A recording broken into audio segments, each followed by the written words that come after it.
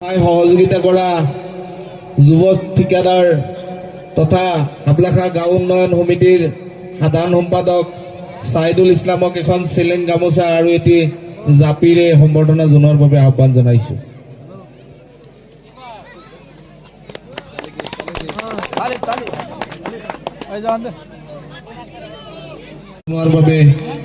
আহ্বান জনাইছো।